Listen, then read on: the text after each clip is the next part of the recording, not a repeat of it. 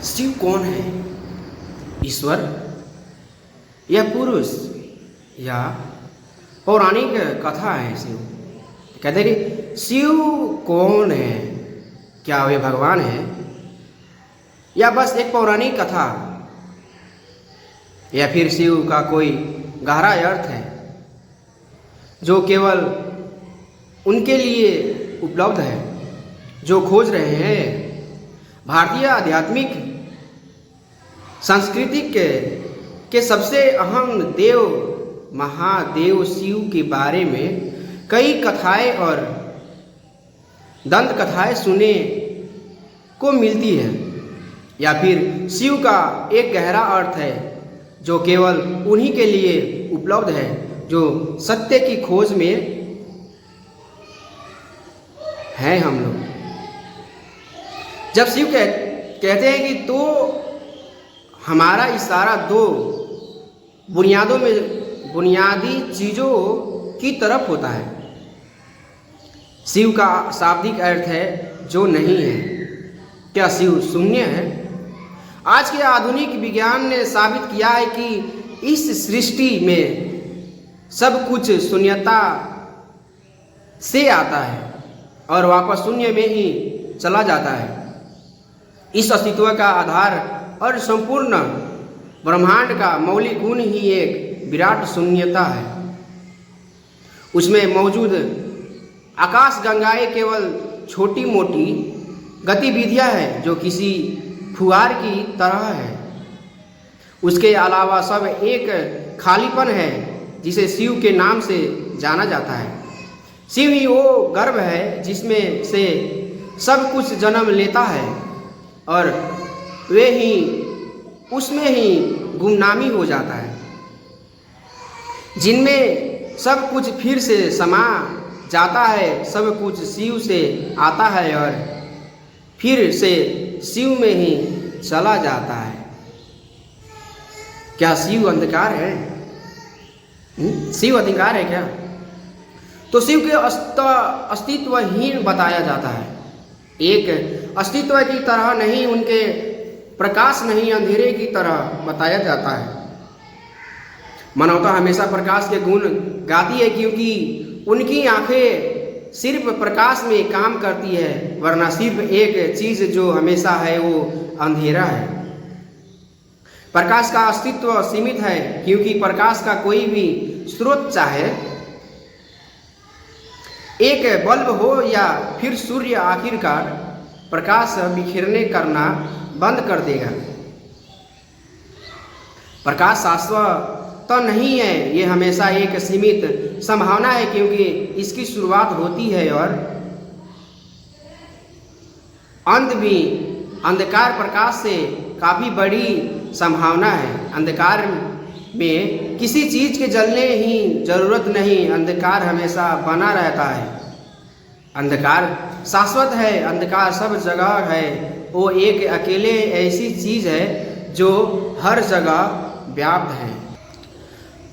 पर अगर मैं कहूँ दिव्य अंधकार, सोचते ही कि मैं शैतान का उपासक हूँ। सच में पश्चिम में कुछ जगहों पर यह फैलाया जा रहा है कि शिव साक्षात शिव राक्षस है, तो नहीं। पर आप अगर इसे एक सिद्धांत के रूप में देखें तो आपको पूरे विश्व में सृष्टि की पूरी प्रक्रिया के बारे में इससे ज़्यादा स्पष्ट सिद्धांत नहीं मिलेगा। मैं इस बारे में बिना शिव शब्द बोले दुनिया भर के वैज्ञानिकों से बातें करता रहता हूँ। वे आश्चर्य से भर उठते हैं कि क्या ऐसा है, ये बातें पता थी? कब? हमें ये हजारों सालों से पता है। भारत का हर सामान्य आदमी इस बात को अचेतन तरीके से जानता है कि वे इसके बारे में बातें करते हैं और वे इसका विज्ञान भी नहीं जानते हैं। दूसरे स्तर पर जब हम शिव कहते हैं तो एक विशेष योगी की बात कर रहे हैं तो होते हैं वे जो आदि योगी, पहले योगी है और जो आदि गुरु या पहले गुरु भी है। आज हम जिसे योगी विज्ञान के रूप में जानते हैं उसने जनक शिव ही हैं। योग का अर्थ अपने सिर पर खड़े होना या अपनी सांस को रोकना नहीं है। योग इस जीवन की मूलभूत रचना को जानने और इसे अपनी परम संभावना तक ले जाने का विज्ञान और तकनीक है। योग विज्ञान का पहला संचार कांति सरोवर के किनारे हुआ, जो हिमालय के केदारनाथ से कुछ मील दूर पर स्थित है। आदि योगी ने इस आंतरिक तकनीक का व्यवस्थित वितरण अपने पहले 7 विषयों को देना शुरू किया। ये सभी धर्मों के आने से पहले हुआ था। लोगों के द्वारा मानवता को बुरी तरह विभाजित करने वाले तरीके तैयार किए जाने से पहले मानव चेतना को ऊपर उठाने के सबसे शक्तिशाली साधनाओं को सिद्ध किया और फैलाया जा चुका था कि आज मानवता इस तरह से विभाजित है कि उसे फिर से एक करना लगभग असंभव है। शिव एक ही शब्द के 2 अर्थ है क्या शिव जी? तो नहीं, यही बताता है कि तो शिव शब्द जो नहीं है और आदि योगी दोनों की ही और संकेत करता है, क्योंकि बहुत से तरीकों से ये दोनों पर्यायवाची है। ये जीव जो एक योगी है और वो शून्यता से सृष्टि का मूल है, दोनों एक ही है। क्योंकि किसी की योगी कहने का मतलब है कि उसने अनुभव कर लिया है कि सृष्टि को खुद ही है, और आपको इस सृष्टि को अपने भीतर एक क्षण के लिए भी बसाना है तो आपको वो शून्यता बनना होगा। सिर्फ शून्यता ही सब कुछ अपने भीतर समा सकती है। जो शून्य नहीं हो सब कुछ अपने भीतर नहीं समा सकता। एक बर्तन में समुद्र नहीं समा सकता। ये अगर आप इस तरह कदम आगे बढ़ते तो आखिरकार आप देखेंगे कि सिर्फ शून्यता ही हर चीज को अपने भीतर समा सकता है। योग शब्द का अर्थ है कि मिलन। इसका मतलब है कम से कम एक क्षण के लिए वो पूर्ण शून्यता बन चुका है। शिव शब्द के 2 अर्थ योगी शिव और शून्यता एक तरह के पर्यायवाची है, पर फिर भी वो दोनों अलग अलग पहलू हैं।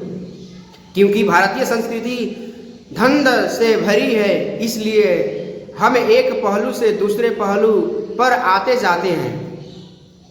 एक पल हम परम तत्व शिव की बात करते हैं तो अगले ही पल हम उन योगी शिव की बात करने लगते हैं जिन्होंने हमें योग का उपहार किए। शिव के बारे में लोगों की क्या कल्पना होती है? हाँ,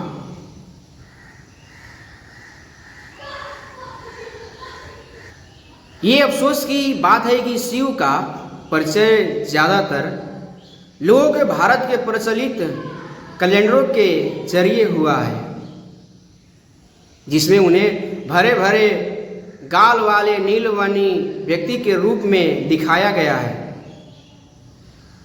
उसकी वजह सिर्फ इतनी है कि कैलेंडर कलाकारों को इस चेहरे अलग कुछ सूझा ही नहीं है। अगर आप कृष्ण बनाने को कहोगे तो कलाकार उसके हाथ में बांसुरी थमा देगा। राम बनाने के कहोगे तो वो राम बना देंगे, और अगर आप शिव बनाने को कहते हैं तो सिर पर चांद बना देंगे। बस काम हो गया, ये शिव हो गए। जब भी ऐसे कैलेंडर को देखता हूँ तो मैं सोचता हूँ कि मैं कभी भी एक चित्रकार के सामने नहीं बैठूंगा। फोटो में कहीं परेशानी नहीं, क्योंकि उसमें आप जैसे हैं वैसे ही तस्वीर आ जाती है। अगर आप शैतान की तरह दिखते हैं तो आपका फोटो भी वैसा ही आएगा। पर शिव जैसे एक योगी के गाल इतने भरे कैसे हो सकते हैं? अगर आप उन्हें बहुत दुबला पतला दिखाते हैं तो ठीक होता है कि पर एक भरे हुए गालों वाले शिव ये कैसे हो सकते हैं? योगिक परंपरा में शिव को भगवान की तरह नहीं देखा जाता है। वे एक ऐसे जीव थे जिनके चरण इस धरती पर पड़े और जो हिमालय क्षेत्र में रहे। योगिक परंपराओं के स्रोत के रूप में मानव चेतना के विकास में उनका योगदान इतना जबरदस्त है कि उन्हें अनदेखा नहीं किया जा सकता है। हजारों साल पहले हर उस तरीके की खोज की जा चुकी थी जिसे मानव तंत्र को परम संभावना में रूपांतरित किया जा सकता है। इसकी जटिलता अविश्वसनीय है कि ये प्रश्न करना कि उस समय क्या लोग इतने जटिल काम कर सकते थे, कोई माने नहीं रखता है, क्योंकि योग किसी विचार प्रक्रिया का सभ्यता की उपज नहीं है। योग भीतर बोध से आया है, उनके आसपास क्या हो रहा था इसमें कोई फर्क नहीं पड़ता है। योग उनके भीतर से बाहर आने वाला प्रभाव था। उन्होंने बहुत ही विस्तार से हमें बताया कि मानव तंत्र के हर मुद्दे का मतलब क्या है और उसमें छुपी संभावना क्या है, जो सभी